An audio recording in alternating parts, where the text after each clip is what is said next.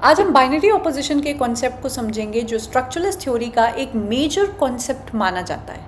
हमारे समाज में, लिटरेचर में, कहानियों में and even in our movies we see this contrasting figures of binary pairs जो कि कुछ इस तरीके से हैं, which is light versus dark, good versus evil, male versus female and day versus night.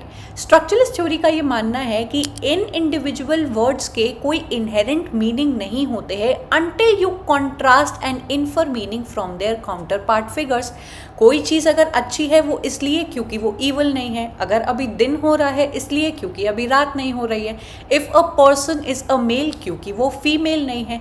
So when you try to infer meaning not because of what the meaning is already telling you but because of the contrasting counterparts, कि कोई चीज़ अगर है वो इस वजह से कि दूसरी चीज़ वो नहीं है, इसे हम लोग बाइनरी ऑपोजिशन का कॉन्सेप्ट बोलते हैं। इन टाइप के फिगर्स के बारे में आपके फर्डिनेंड डे सश्योर ने बात की है अपने लिंग्विस्टिक्स एंड लैंग्वेज के कॉन्सेप्ट में।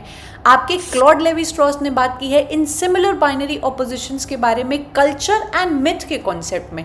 हमें हमारी मूवीज़ में भी देखने को मिल जाता है जहाँ पर हम लोग हीरो वर्सेस विलन को देखते हैं। हमारी रिलीजन की कथाओं में हम लोग देखते हैं कि किस तरीके से heaven and hell and good versus evil का कॉन्सेप्ट हमें दिखाया जाता है। लिटरेचर में भी हम लोग को कई सारे ऐसे एग्जाम्पल्स देखने को मिल जाते हैं जहाँ पर आपके इन्हीं बाइनरी ऑपोजिशंस का इस्तेमाल किया जाता है। Now you have to keep this in mind कि आपके जब जैक डेरिडा आगे अपनी डीकंस्ट्रक्शन की थ्योरी को लेके आते हैं तो वो इस चीज़ के अंदर एक क्रिटिकल ट्विस्ट डाल देते हैं जहाँ पर ये बोलते हैं कि बाइनरी ऑपोजिशन के जो मीनिंग्स होते हैं एक दूसरे की वजह से नहीं but because of the difference and postponement of the meaning की वजह से आ रहे हैं।